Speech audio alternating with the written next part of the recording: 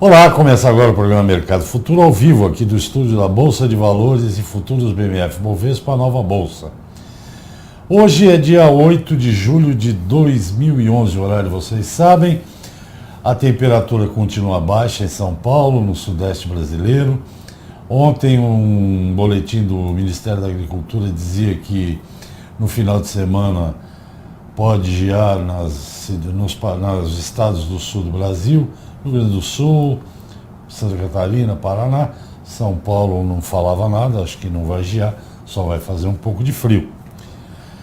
Bem, para falar comigo você tem todos os meios que eu disponho, que telefone, e-mail, site, o Facebook, Twitter e o Skype.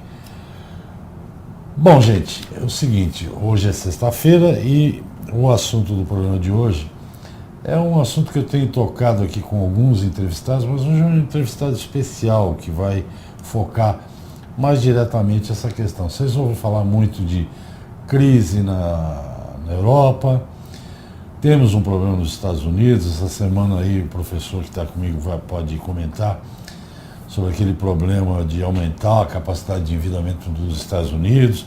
São questões que eu não domino. Eu estudei um pouco de economia, mas eu não domino. Então, essas e outras questões que eu vou tentar aprofundar com o meu entrevistado de hoje, que é o professor da USP, Celso Grizzi.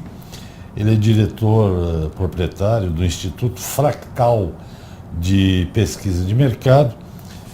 E eu vou fazer uma pequena introdução aqui que eu achei engraçadinha e eu escrevi aqui para brincar com o professor. A Grécia é um dos países que agora é a bola da vez, está todo mundo falando da Grécia já faz um certo tempo. A Grécia é um país europeu, fica na parte meridional dos Balcãs, tem como divisa ao norte a Macedônia, a Bulgária, a Albânia, ao leste a Turquia. Faz fronteira com o Mar Egeu, ao sul Mediterrâneo, ao oeste Mar Jônico. Olha como eu sou informado. Isso aqui é o Wikipédia, gente. E pelo Mar Jônico que ela tem ligação com a Itália. Basta você abrir o computador. E mais, democraticamente, professor, a Wikipédia me ensinou que na Grécia nasceu a democracia, filosofia ocidental, Jogos Olímpicos, literatura ocidental. Verdade. E da historiografia, ciência política. Olha que país rico. Princípios matemáticos, teatro ocidental, drama, tragédia e comédia.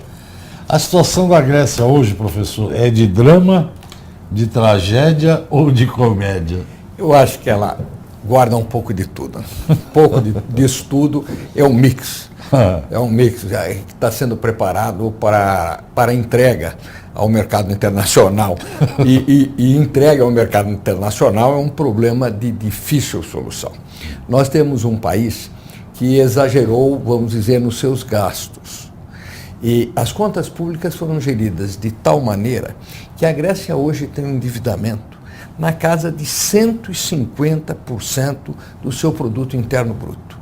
De tudo aquilo que se produz na Grécia, ou seja, o faturamento, a produção de riqueza de um país, corresponde apenas a um valor extremamente pequeno em relação à sua dívida. E o que é pior, além do alto grau de endividamento, ela tem que pagar altos juros pelos empréstimos que conseguiu para rolar esta dívida. Chegamos a um ponto em que a Grécia já não tem mais condição de solvência. E aí as coisas complicaram. Ela recorre, então, com os demais países endividados, a uma instituição dupla. De um lado, a União Europeia e, de outro lado, o Fundo Monetário Internacional, chamado FMI.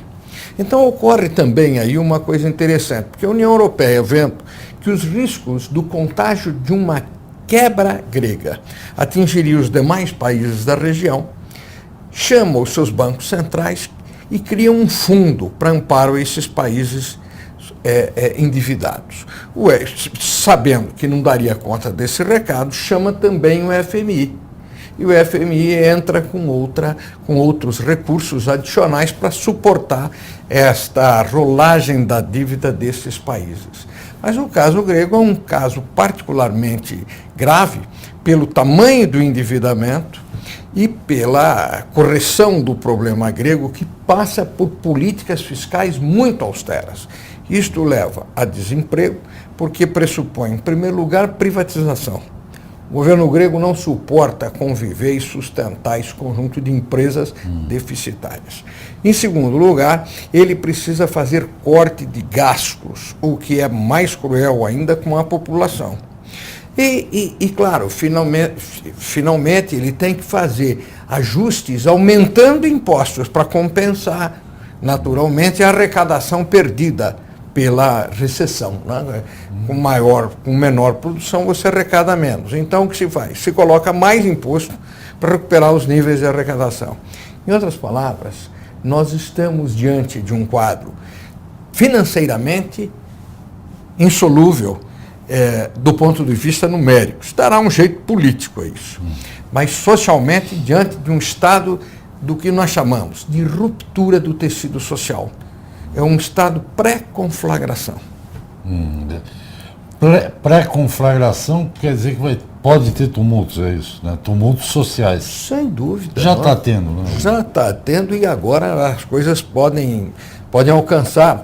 Veja, a Grécia vive hoje nada menos que uma taxa de desemprego de 50% de sua população. Imagine, o Brasil está quase no pleno emprego, aí por volta de 6,8% de desemprego. A Grécia tem 50% de taxa de desemprego. É um número dantesco. Com essas medidas que lhe são exigidas agora pelo Fundo Monetário Internacional de um lado, pelo FMI de outro, e não se esqueça, parte da dívida grega diz respeito a bancos privados internacionais, sobretudo os bancos europeus. E entre os europeus, os alemães e os franceses são os que mais têm a receber. Ora, é preciso achar uma equação onde também os bancos rolem esta dívida. Eles rolarão, porque não tem outra saída. Mas veja bem, contra exigências. Implantada as medidas de austeridade, esta taxa de desemprego pode alcançar até o final do ano algo como 60% a 70%. Isso significaria uma massa de gregos que deverão buscar emprego nos países vizinhos. Você colocou muito bem isso, mostrando as divisas.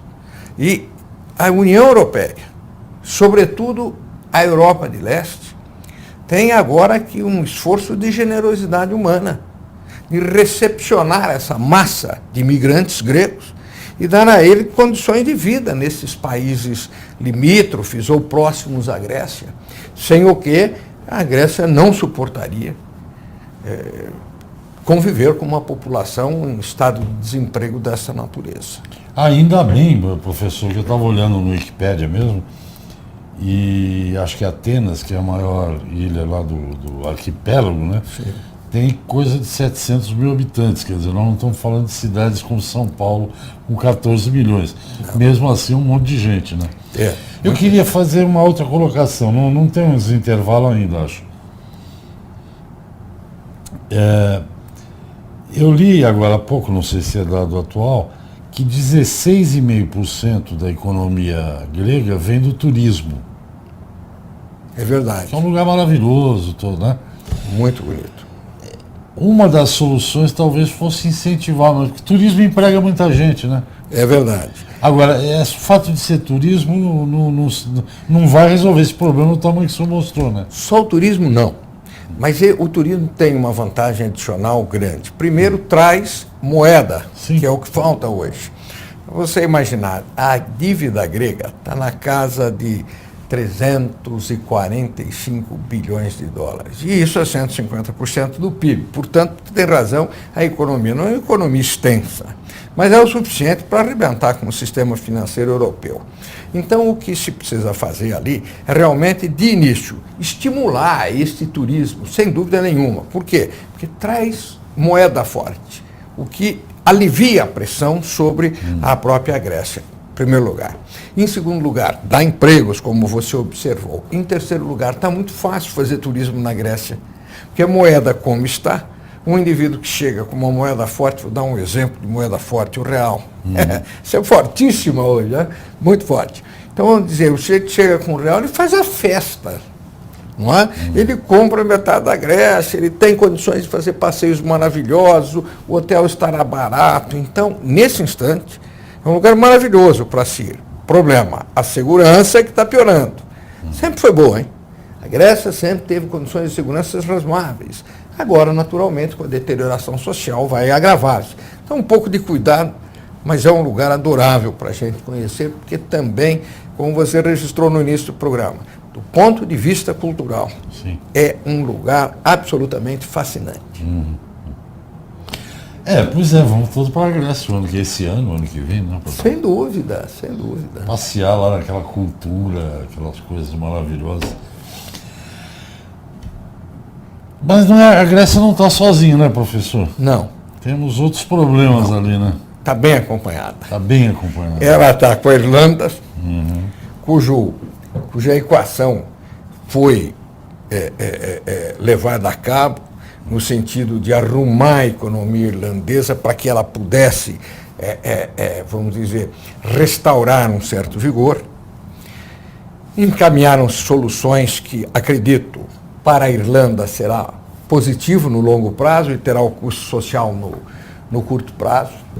Portugal, que acaba de ser esta semana rebaixado no ranking da Moody's e da Standard & Poor's. São duas agências de risco, que fazem avaliação do risco do país.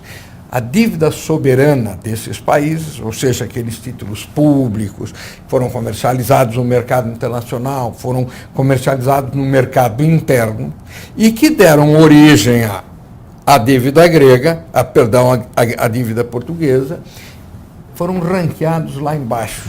São papéis hoje tão ruins que ninguém compraria. O que se fez foi reconhecer na Europa, no Banco Central Europeu, que esses títulos, vamos dizer, não são tão ruins, nós financiaremos. Portugal atravessa um grande desemprego, Portugal atravessa uma recessão como há muitos anos não conhecia, Portugal já está, em alguma forma, insolvente, mas com os apoios que tem recebido, provavelmente prospere e saia disso em uns 5 anos, mais ou menos. Nós voltamos já, professor, tenho que pedir um intervalo, até porque os portugueses ficaram indignados.